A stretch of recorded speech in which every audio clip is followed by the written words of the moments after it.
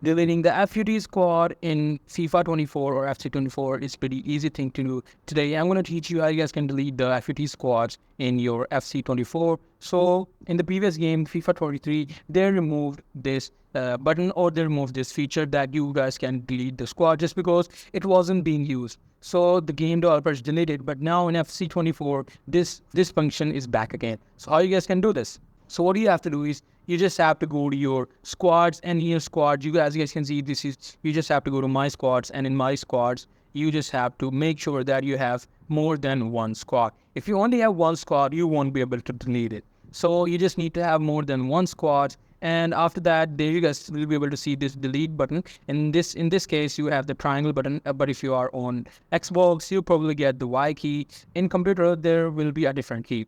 It totally depends upon your device. So that's pretty much it. That's how you guys can delete your FUD squad in FC 24. Hope you guys find this video helpful.